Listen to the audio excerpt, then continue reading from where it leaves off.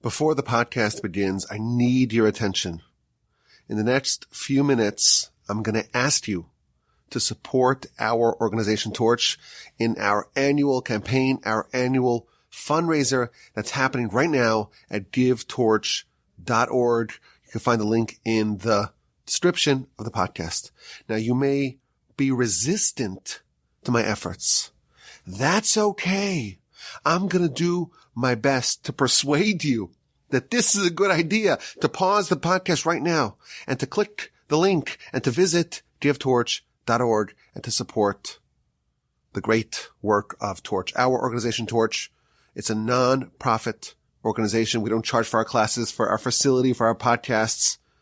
And the only way we can do our sacred work, the only way we can continue our sacred work, it's only if we fundraise. And I'll tell you, I don't know about anyone else, I didn't go to rabbi school to learn how to fundraise. And in fact, it wasn't even part of the curriculum, but it's part of the job.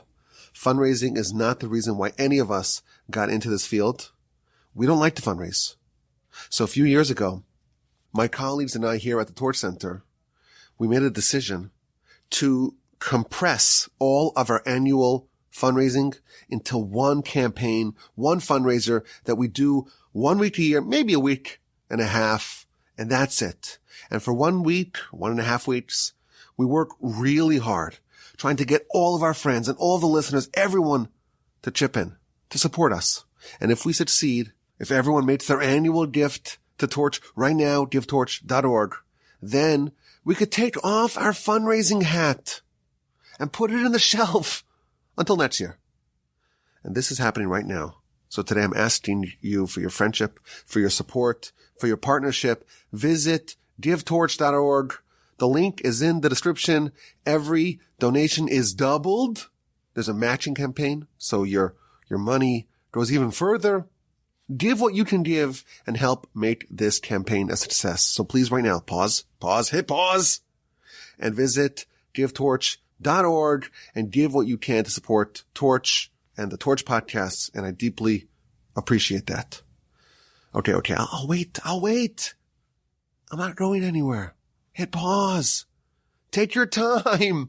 I got plenty of time. Visit givetorch.org. Okay. If you are back from your pausing, you heeded my call, and you made a donation at givetorch.org, then all you have to do right now is just fast forward. Fast forward a few minutes until the podcast. But if you're not convinced, you're not yet persuaded, let me try a little harder. Let me try to persuade you. Over the course of the past year, with the help of the Almighty, I've released hundreds of podcast episodes. Over the course of my podcasting career, it's more than 1,500 episodes. And every day, every other day, basically, it's a new podcast. And I work effectively all my time on this craft. And I consider it to be a sacred task. I feel like, to a certain extent, I'm serving as somewhat of an ambassador to spread the Almighty's Torah, to teach, to spread Jewish pride, Jewish knowledge, Jewish history, to do this work. And it's not just me. All my colleagues here at the Torch Center, we're similarly laser focused on the mission to connect Jews and Judaism. So we're doing that locally here in Houston, but of course around the world via our digital offerings. And today I want to ask you for your partnership. We cannot do this alone. We need partners. How do you become a partner, you may ask? Anyone who donates and contributes to the Torch fundraiser at givetorch.org, anyone who does that becomes a partner. If you give what you can give, you're elevated. You're no longer a junior associate. You're a partner. You can make partner. Your parents will be proud of you. And there are some perks that come with partnership.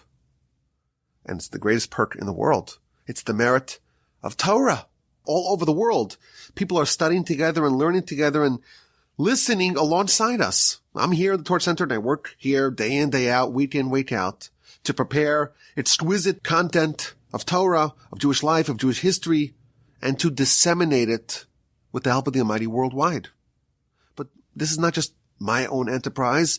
This is not just my colleagues here at the Torch Center. We have partners. and those who support us, who give what they can give at givetorch.org, they become partners and they have a major portion of the merit of what we do. Not everyone can do what we do. Some of y'all are employed, gainfully employed. So you hire us, you partner with us, you outsource your responsibility to spread Torah to your friends here at the Torch Center and all the incredible work that we do here. If you give a lot, that's amazing. Every donation is matched. It's all doubled at givetorch.org. If you can give a little, we love and we cherish that as well. As long as you give what you can give, you are a partner.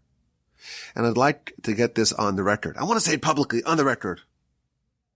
The merits that we have in spreading Torah, in enriching people's spiritual lives, in feeding souls the world over, and the fact that the messages that we share are shared in countless Shabbos tales around the world, and people are sharing it with their friends and their neighbors and their community members.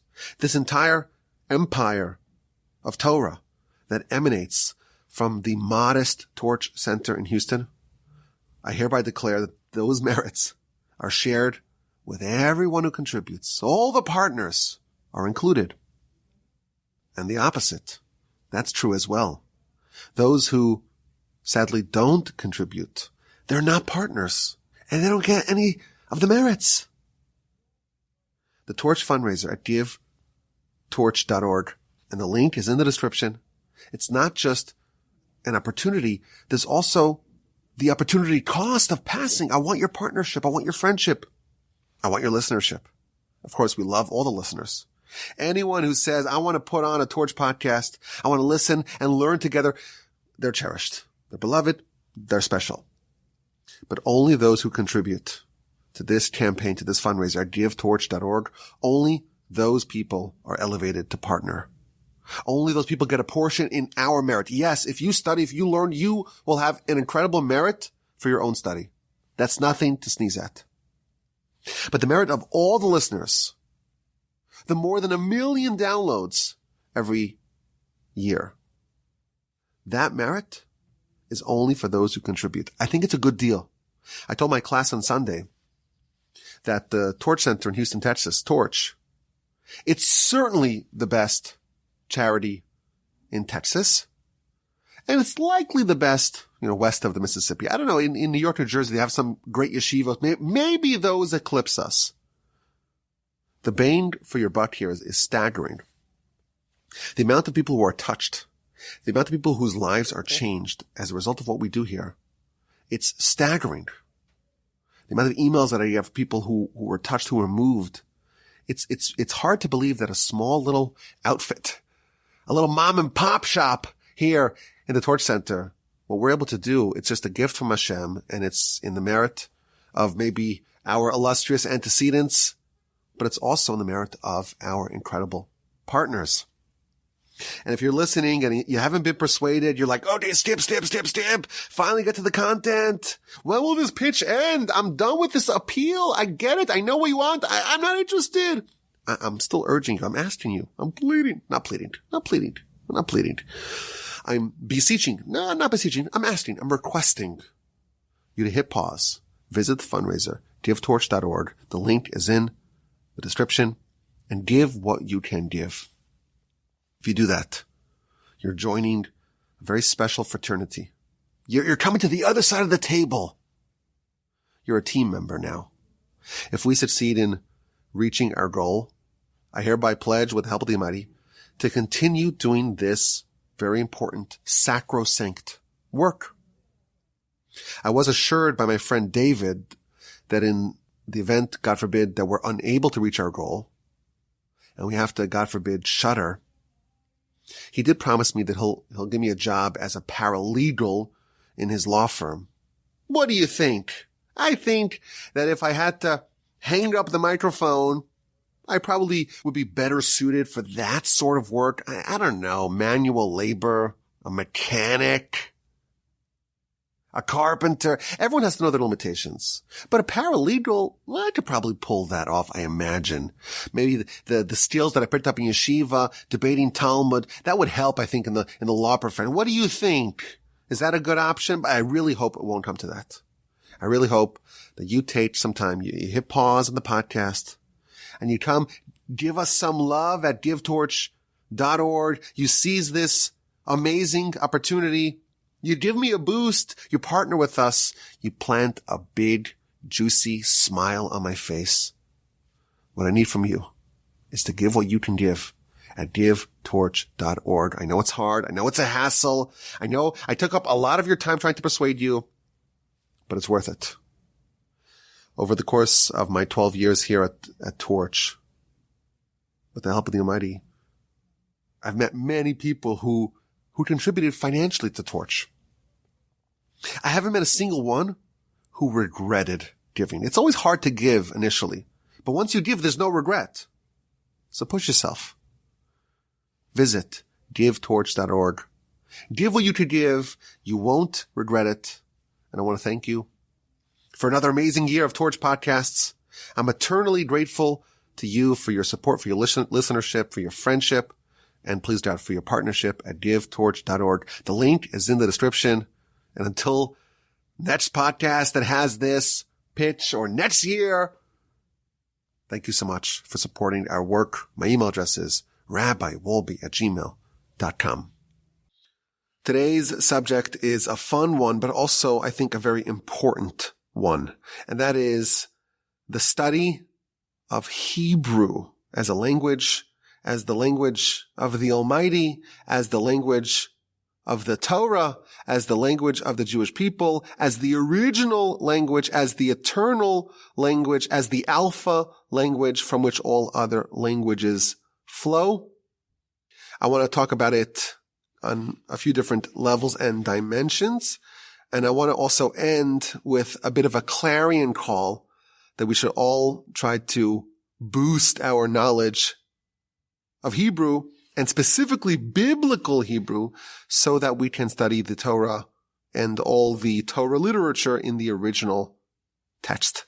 We're living today in the golden age of mass availability of Torah. For really the first time in history, Torah has been available ubiquitously in effectively every language. And it's easy. It used to be that everything you had to copy by hand, and it was very inaccessible, and it was hard to find many books. But now we have podcasts on demand, all the stuff on video, all the books, all the translation. The Talmud's been translated, of course, the Torah, Tanakh, all that is available. And I think it's a beautiful thing because that makes the Almighty's wisdom accessible to all, and there's never really been a time like this. And some may argue, well, the study of Hebrew, well, it's a bit unnecessary given the unprecedented availability of Torah in English.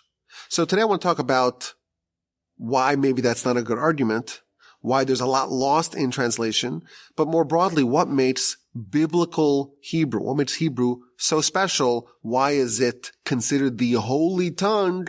Why is it incredibly valuable for us as well today? And why it's important for us to gain a familiarity and to even deepen and expand our knowledge of this language. So if you don't know any Hebrew, this may encourage you to undertake perhaps the study of this language. Maybe you'll be nudged to go learn it. If you are well-versed, if you are conversant in Hebrew, you'll have a deeper appreciation of this incredible, majestic language. The sources all agree that Hebrew is a very special, uniquely, singularly special language. Now, to be precise, we're calling it Hebrew, but in the sources it's called Lashon HaKodesh, which means the holy tongue. And we could call it even biblical Hebrew. It is not necessarily the same language that's spoken today as modern Hebrew. It's the ancient, original Hebrew. We're going to use the colloquial term of Hebrew, but we're really referring to the language of the Torah, the holy language, the Lashon HaKodesh, the biblical Hebrew. The sources indicate that there's something divine in this language. The Talmud tells us that when God created the world, he used the language of Hebrew. And the Talmud even says, this world was created with the letter Hey, and the world to come, the other world, the parallel world, that is created with the letter Yud. I don't know what that means exactly, but it means that Hebrew, classic Hebrew, biblical Hebrew, that was part of the creation process. Now we do see that Bezalel, who is the chief architect of the Mishkan, what made him special, the Talmud tells us, is that he understood the art, or maybe the science, of world building using letters. Yodea haya Bezalel. Bezalel knew, the Talmud tells us. This is in the book of Brachos, page 55a. Bezalel knew how to combine the letters through which heaven and earth were created. So this tells us, how was heaven and earth created? How did God do Genesis? The Torah doesn't tell us really how he did it. It tells us that he did do it. It doesn't say exactly what method he used. The Talmud tells us he used the letters. It wasn't that the letters were incidental to the creation. That is how he did it. And Bezalel knew this. And that's how he created, so to speak, a world of his own, namely the Mishkan, the tabernacle, which is a version of a world, which is, again, another fascinating idea, that the building, the construction of the tabernacle, of the portable temple that the nation had in the wilderness, the place where God's presence would rest, the place where the sacrifices were done, the epicenter of holiness in the world. To do that properly, you have to know how to build worlds. You have to know how to build worlds, not just to build worlds in general. You have to know how to build the worlds the way God builds worlds. And Bezalel knew that secret, and that's why he was the right candidate to be the architect of the Mishkan. Now, Rashi cites from the Midrash that we could prove from Genesis. You don't even need the Talmud, not the Talmud about the letter Hey or Bezalel, just from reading Genesis, chapter 2. You could prove definitively that the world was created with Hebrew. How so? Chapter 2, verse 23 of Genesis. The verse tells us that Adam, he gave a name to Eve. He called her Isha. And he explains his rationale. Why did he call her Isha? Because she was taken from an Ish. Now, a name could transcend languages. You can have the name Yaakov, for example, and it could be a Russian name, and it could be a name in English, it could be a name in Hebrew. The fact that the word Isha is taken from the word Ish, Ish means man, that tells us that the original language, that is Lashon HaKodesh, and that's the language that Adam spoke in. There's another important point which is very relevant to our discussion here that's featured in this verse, that separates, that differentiates between Hebrew and all other languages. Humans need language to communicate. In fact, the primary definition of a human is a speaking being. Humans are able to articulate. That is what differentiates us from animals. So we need language, but what is the basis for the language? So, we could just agree. Every year they come out with the list of the words of the year, the list that the Merriam-Webster added to its corpus of words. The new words. What makes a word an official word, people start using it. It starts off maybe as slang, or someone coins a term and it gains some steam and gains popularity. It has some legs to it. And there's a mutual agreement, effectively, to start to use this word for this thing or this phenomenon. Hebrew does not work like that.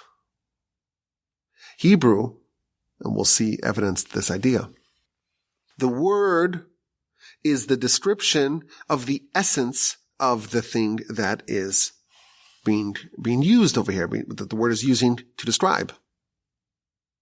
So if a woman is called an Isha, well, the definition of the woman of Eve, at least in that context, is that she was taken from a man, and thus the essence of this woman is Isha, and that's why that's the proper name for it. In fact, just as a way to understand it, the word for thing and the word for word, it's the same word, because every word is that thing. Now, the way this plays out is that you have many examples of this. Words that are homonyms. So the two words that are pronounced the same way, but have different meanings. And this is always maddening for someone who's trying to learn a new language, is that you'll see so many words that sound the same and they have divergent meanings. In Hebrew, if there are two words that are pronounced the same, they have the same root word, they must be intrinsically, philosophically, essentially connected.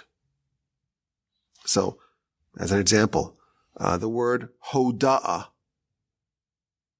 modeh, todah.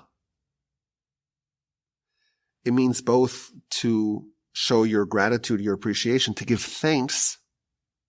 And it also means to admit. And it's been pointed out that the essence of gratitude is the acknowledgement of the goodness done to you. So you're acknowledging something, you're admitting something. That is the essence of gratitude, of appreciation. The Hebrew word for ear, ozen, oznaim. The Hebrew word for balance, or a balancing scale, is moznaim. Me'uzan means to be balanced. Today we know why. We know that part of the function of the ears is to give a person balance. I did some research on this today. There are all sorts of sensors in the ears that give a person balance, which is why if you're askew, you'll feel off because those sensors are out of line. So someone, God forbid, who has an ear disorder, they'll have balance problems. Now, we know that today because, the advancements of our study in science and anatomy. But in Hebrew, the fact that we have two words that don't seem to be at all connected, the ears that are perched on the side of your face, and balance doesn't seem to be connected, now we know how they are connected. Now, the secrets and the genius, really, it's not limited to the words and to the language. It goes down to the level of the letters. Hebrew language, it's all on a different transcendental level, including the letters.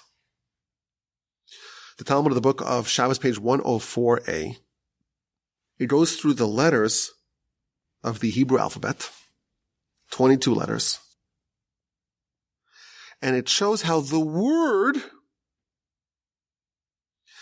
has all sorts of lessons and secrets in it, meaning the word of the letter. So like, the letter Y, as in Yaakov, or W, as in Walby. What does the word W mean? Doesn't mean anything.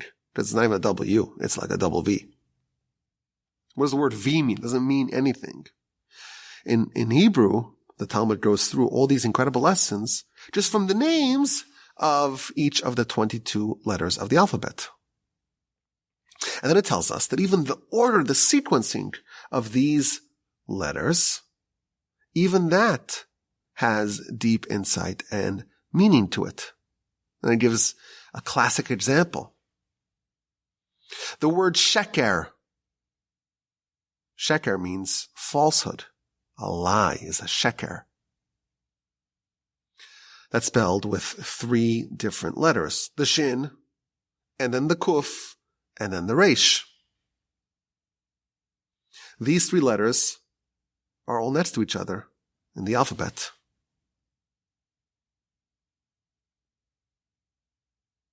Says the Talmud, why are these letters so close to each other? Whereas the word emet or emes, it's very distant. The first letter is the aleph, the last letter is the saf, and the mem is right in the middle. So Talmud asks this interesting question. Like the true and false, truth and falsehood. The way those both words comprised of 3 letters. But in the alphabet, the word sheker for falsehood is all bunched together.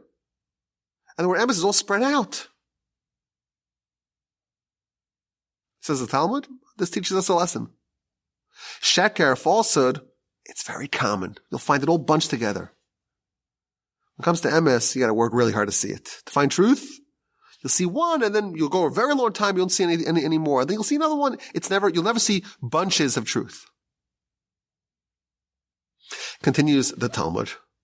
If you look how these words are spelled, so there's the picture of every letter, right? The shape of the letter. And the shin, it comes down to a point on the bottom. So if you were to just look at the letter shin and you just imagine it on 3 dimensions, right? Like a big shin on your table, you put it down on the point and it tips over. Just like by the dentist, right? They don't want you to carry your cup. So they have those cone-shaped cups. So you can't put it down anywhere, right? You drink and you just spit it out, right? You throw it out in the garbage. The shin's like that. It comes to a point. And the kuf as well. It's got just, one little leg. You put it, if it were to be 3-dimensional, you put it on a table, topples over. And the resh, the final letter of sheker, too, it only has one leg, one pointy leg. It falls to the ground. Why? Because sheker ein l'raglaim. Sheker doesn't have any legs. Falsehood doesn't endure. Yeah, you can prop it up a little bit, fine. Otherwise, it'll just topple over. And eventually, it's destined to fall down.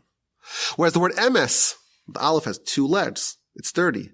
The mem has a flat bottom, sturdy. The saf has 2 legs. It endures.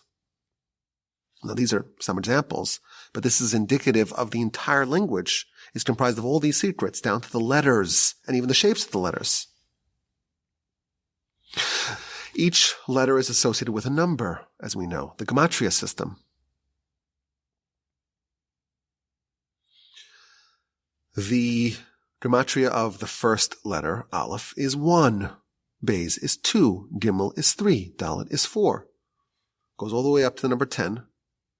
And then it doesn't go 11 or 12. Let me just clarify.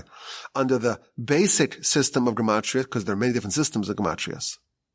On the basic system of gematria, it goes from 10 to 20 to 30 to 40 to 100, 10 at a time. And then it goes 100, 200, 300, and the last letter, the taf, the saf, is 400.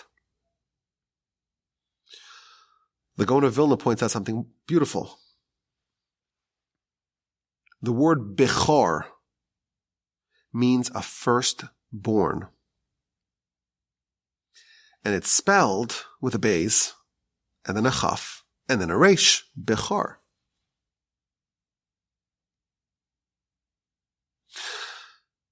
The numerical value of these 3 respective letters, the beis is 2, aleph beis, 2. The chaf is 20, and the resh, well, that's 200. So the Gaon of Vilna said the word Bechar refers to a firstborn. What does a firstborn get? The law of the firstborn that the firstborn gets, that's the Torah law. Double portion in the inheritance. There are only 3 letters, says the Gaon of Vilna, in all 22 letters of the alphabet, that the numerical value of that letter is double the letter that came before it. Aleph is 1, double that's 2. Beis is 2. Yud is 10, double et is 20, Chaf. Kuf is 100, and Resh is 200. The only three letters that are double the one that preceded it, that's the word Bechar, to tell you, it's a little hint, a little wink and a nod, but that's the letter, that's the essence. It's double. If you have a small inheritance, it's double that, double 1, or double 10, or double 100. Now there's another word that you can make up of those 3 letters, and that's the word Baruch, which means to bless.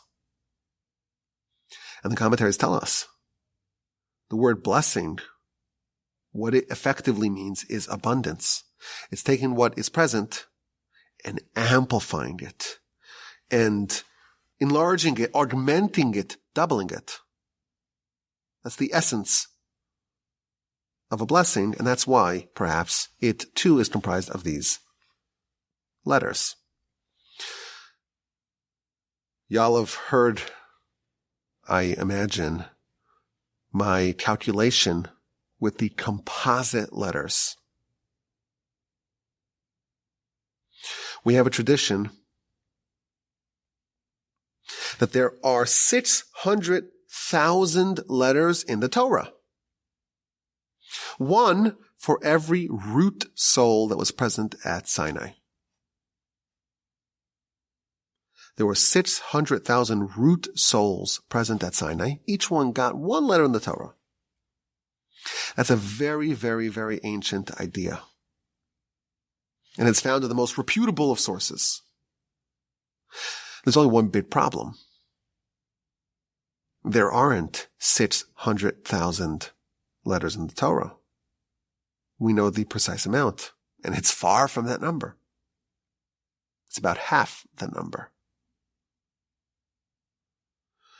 It's 304,805 letters. So 304 out of 600, it's about half. So a couple of years ago, I recorded a podcast and a video. There's a nice accompanying slideshow as well. Not slideshow, PowerPoint presentation, where I suggested a resolution to this problem. And I calculated how the 304,805 letters of the Torah actually, on one dimension, equal precisely 600,000 letters, not one more, not one less. And that's because the letters are composite letters. And this is already an ancient idea. It's not a novel idea. The aforementioned Aleph, the way it is written, is as a diagonal Vav and 2 Yuds, one on top, one on bottom. And thus, if you were to break down the letters into their composite parts, you'll discover that actually the individual letters, when separated, actually arrive to exactly 600,000 letters. Again, this is another element of the richness found in Hebrew. Now, Kabbalistically, all the letters are full of tons of secrets. And if you actually survey the Kabbalistic literature, you'll find a ton of literature about the letters and what they represent and the secrets, and there's so much there. But we're also told, this is how deep the brilliance goes to, every word is comprised of letters. Every letter has secrets. If you put together all those letters, you'll find that word, and that word, the secrets in that word are actually the combination of the secrets of all those letters. And that's why there are many words in the Torah that are spelled sometimes with the added letters, meaning that the vowels are in the form of letters, and sometimes they're spelled missing the letters, meaning that the vowels are not in the form of letters, rather they are in the form of the nekudot, of the invisible vowels that go on top or below the letters. When the Torah wants to say something, but wants to minimize it in some way, it will reduce one of the letters and thus take away, so to speak, from the full impact of that word. Conversely, when the Torah wants to amplify a word, it just adds another letter, and with the letter comes all those secrets and all those deep, really unfathomably deep insights. And that is now the new word. Adam named the animals. In chapter 2, verse 20, we read how Adam gave names to all the animals, but he did not find a partner. What this means is he didn't just come up with a name. That looks like a giraffe. This one is a zebra. Adam was on such a lofty level before he was demoted from the garden. He was like Bezalel. He understood the mechanisms of Genesis. And thus he was able to reverse engineer an animal to its secrets, to its roots, to its essence, and thus he was able to reveal the names and the proper letters for that thing. So he sees an animal and he says, this is a sus, a horse. Why? Because this animal, this creation of the Almighty, it is a samach and a vav and a samach. And this is its name. And that's what the verse tells us, that the name that Adam assigned, that is the essence of that thing forever. It's going to serve as its eternal name because it's its eternal essence. Now, if you want to try your hand at this, first of all, good luck. But there's a book called Sefer Yetzirah. Simple, handy guide for how to build worlds. And it's all about this. And of course, we're not Bezalel, and we're not Adam, so we have no idea what we're reading, but this is what the book is all about. It's based upon the understanding that this is the divine language. And it's actually possible to recreate Genesis, so to speak, on some level, through the same letters that the Almighty did originally. The Talmud tells us some humorous stories. It starts off like this. Rava is one of the sages of the Talmudic era. In fact, the name Rava appears more frequently than any other name in the Talmud. Rava bara Gavra. Rava created a man. What? He created a man using Sefer Yetzirah, using this book of creation, this book of Genesis. And he sent the man on a mission. And the man goes to the mission. And the person starts talking to the man, and the man doesn't respond. And he says, aha! Humans could do Genesis up to a certain point. They cannot blow into the nostrils of said creature the soul of life. They cannot upgrade this to a human. Therefore, I know for sure you were created by one of my peers. Go back to your dust. And then the Talmud tells us of two sages. Every Friday, they would study the Sefer Yetzirah. And they would create an igla tilsa, a fat calf. And they would eat it for Shabbos. So, what's for dinner? Let's go to the academy and find out. This, of course, should suffice for us to gain a deeper understanding of what it is that differentiates Hebrew, specifically biblical Hebrew, because the modern Hebrew, of course, is based upon it, but it's not quite the same thing. Now we know why this is different, but it goes even further. The Tower of Babel episode in chapter 11 of Genesis talks about the world and all the people speaking one language and being unified in communication. Which language was that? That was Lashon HaKodesh, the Holy Tongue. That's what Adam spoke, and that's what people spoke until they were dispersed.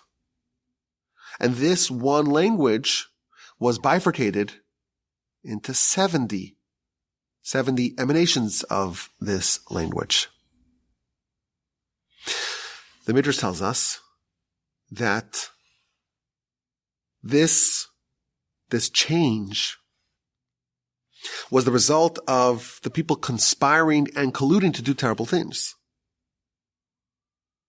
And that's, of course, the byproduct of them having a Yetzer Hara, an evil inclination. In the times of Messiah, there's going to be an undoing of the Yetzer Hara, and thus there will no longer be a need to have different languages, to balkanize humanity. And therefore, in the future, the Midrash tells us, we're going to go back, and everyone's going to speak Hebrew. Ata mukhan? Are you ready? You ready to brush up on your Hebrew? This world was created with Hebrew, Lashon HaKodesh. And that was the plan until we messed up. When we fix, we go back to the original plan. And all your fancy words in English that you learned, you're going to have to work really hard to brush up on your Hebrew, because that's the language that we're going back to. So this language is the first language. It's the language of God. It's the language that God used to create the world. It's the divine language. And the words and the letters are all multidimensional and full of secrets. And this gets into the study of Torah. And again, the language has properties that are not found anywhere else, like the aforementioned gematria system and all the various different types of gematria. The large gematria, the small gematria, the reverse gematria, the nutricon, which I had a hard time, like, how do I explain what nutricon is? So I said, you know what? Let me Google it. So I Googled it, and turns out there's a Wikipedia page for nutricon. And this is what it says. Nutricon is a Talmudic and Kabbalistic method of deriving a word by using each of its initial letters, I guess that is, initial or final letters, so either Roshei Tevos, the first letters of subsequent words, or the Sofei Tevos, to stand for another, to form a sentence or idea out of the words. So that's a little wordy. It's a little complicated to figure out what that means. But you take a bunch of words and you pull the first letters of those words and you make a new word, which is just the first letters of those words. That's how I would say it. And then it tells us, nutricon is one of the three ancient methods used by the Kabbalists. The others are gematria and temura, like adpash, where you swap letters, the first with the last, or the first with the 12th, or the first, or the one beforehand, all sorts of different methods.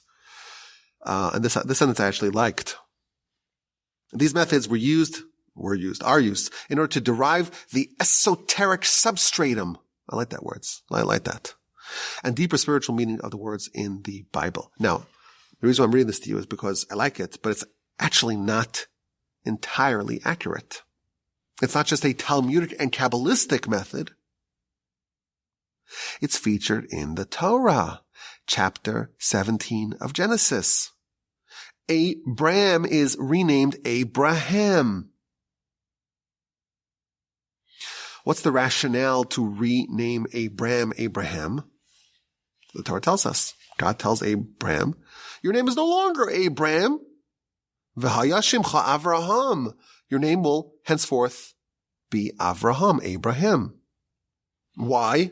Because Av Hamon Goyim Nesaticha. I have placed you as the father of many nations. Now, we read that in English, it makes no sense. Because Abram is the father of many nations, that's why he should be called Abraham. And what's the justification?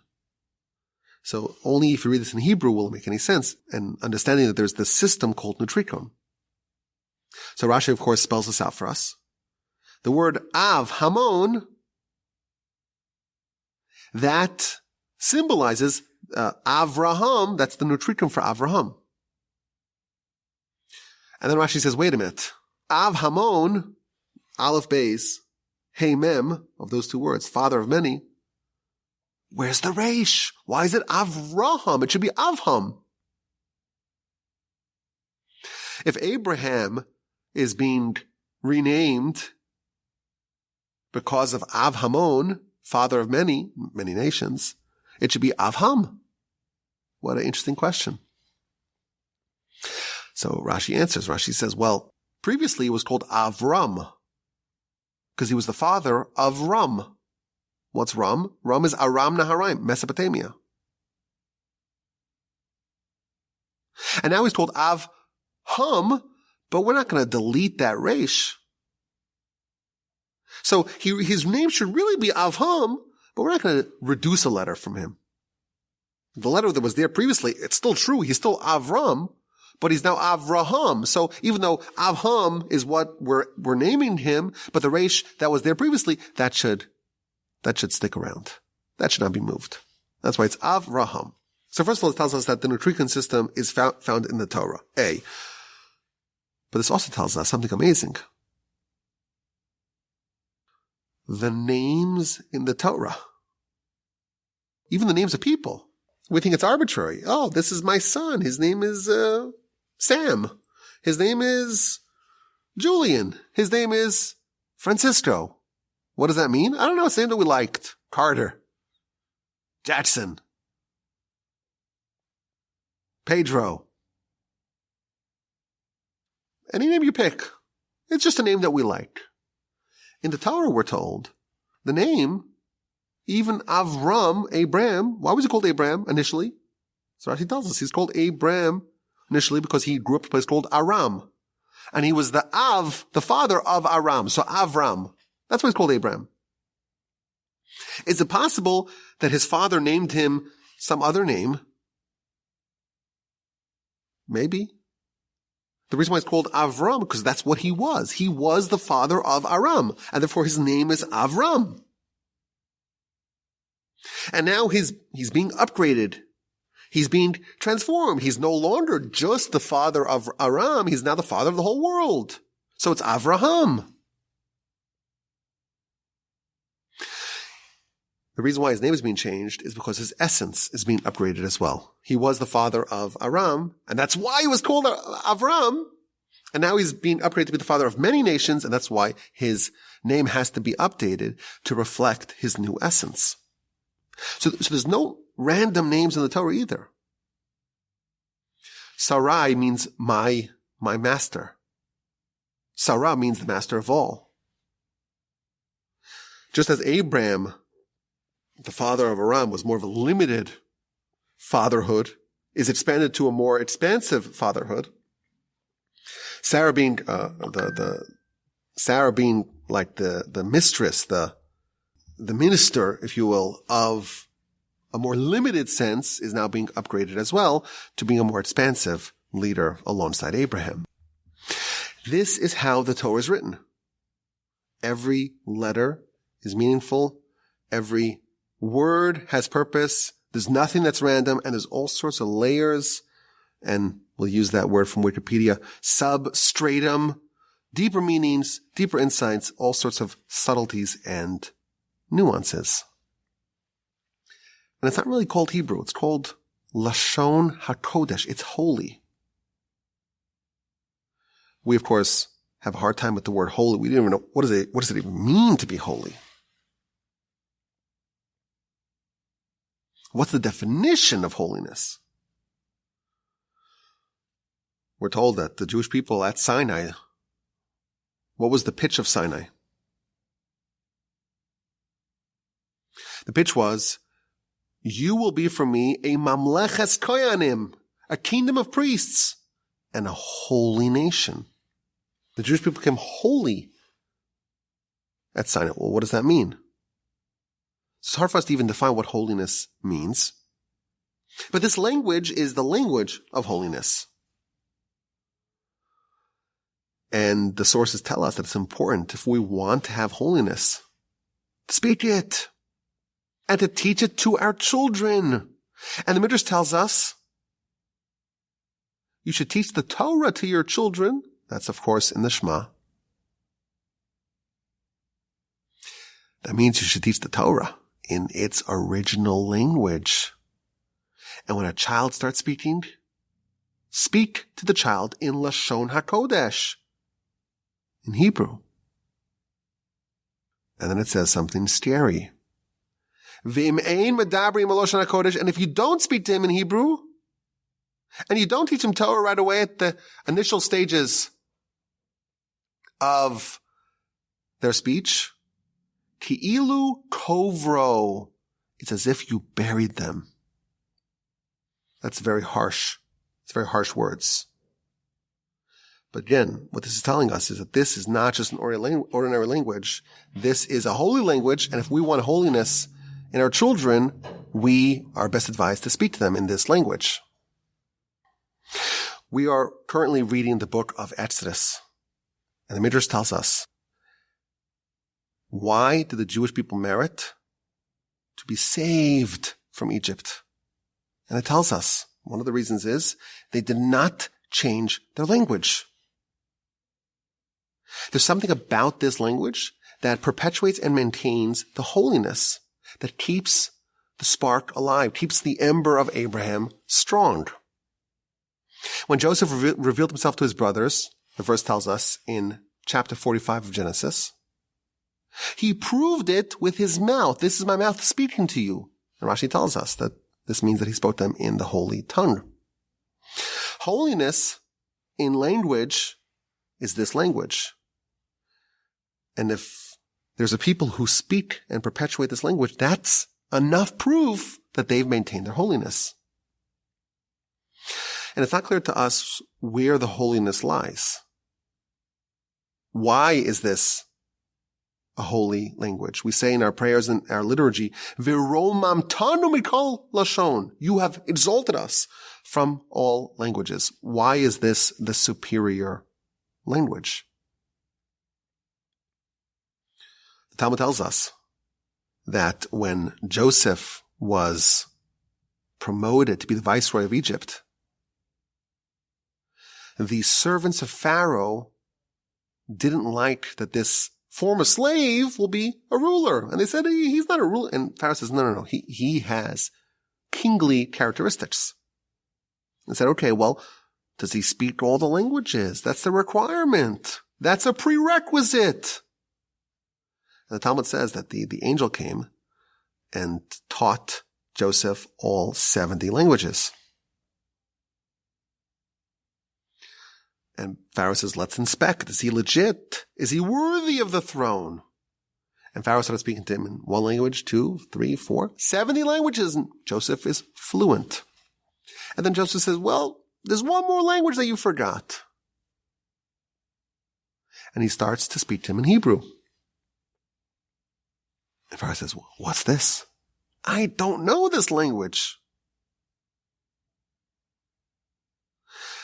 Teach it to me. Pharaoh says, teach it to me. So Joseph tries to teach it to him, and Pharaoh just doesn't learn it. It doesn't stick. And he says to him, I want you to swear that you'll never reveal this to me. There's a language that you know that I don't. It means that you're worthier for the throne than I am. And Joseph swore that he will not reveal that Pharaoh is ignorant in Hebrew. And the Talmud continues and says that this came in handy because when Joseph promised to bury Jacob in the land, he swore to him. And because he swore to Pharaoh, and Pharaoh was worried that if he makes him violate the oath that he gave to his father, he will eventually violate the oath that he gave to Pharaoh as well. And because of this, he acceded to Joseph's request to bury his father in the land. So this is the narrative in the Talmud Book of Sotah, page 36b. And here's the question. Pharaoh was obviously gifted in languages. He could speak 70 languages. Why couldn't he pick up Hebrew? And Joseph tries to teach him. And it doesn't click. It seems to me that this is the holy language. And Pharaoh, who's the essence of anti-holiness, he's just not capable of learning this. But it's not clear what exactly makes it holy. What about it is holy? So it's interesting that the medieval sages, many of them wrote about this and talked about this.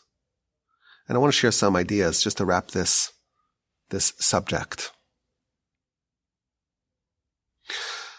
Rambam, he has a very interesting take on why this language is called the holy language. He says that there are no nouns for the genitalia in Hebrew. It's like it's a modest language. And the only way to say the words, or the only way to describe the anatomy of procreation is only if you use other words, use euphemisms. And that's a sign of its holiness. Which is a very interesting idea that the Rambam writes. The Ramban, he says something which is a little bit more lofty.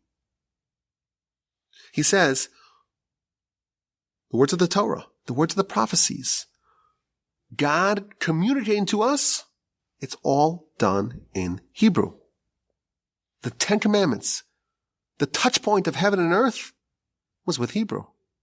The names of God, as told us in the Torah, are Hebrew. The creation of the world is in Hebrew. The names of the holy ones, of our holy antecedents, they are all in Hebrew. Which, by the way, this tells us that Hebrew cannot be expanded. It's, to a certain extent, it's a rigid language. Because any word that's not included in what God said to us via the prophets, it's not technically, at least according to this Ramban, it's not actually Hebrew. Which is why you have words like televizia for television, or radio, or when you're driving and you want to make a right turn, you put on your blinker or your blinkerim, or my favorite, an attaché case, is a Dick James Bond. It's a James Bond bag. Only words that were included in the corpuses of the Torah are actually Hebrew. And there's a few other ideas. There's actually very lengthy essays in the Kuzri about this. And he says a few interesting things. He says that this is the only language that was not corrupted via the Tower of Babel episode. And then he adds, it's the richest language, and it could convey ideas with utmost precision. This is all a long way of saying that this is a very, very special language. And if we have a foothold in it, we should appreciate it. We should cherish it. And if we have yet to study it or to master it, This should encourage us. It should nudge us to deepen our immersion in it. And we see it's a holy language. And the more we're associated with it, the more we're associated with holiness. The Jewish people in Egypt, because they clung to Hebrew, that's the merit that earned them the salvation of the Exodus.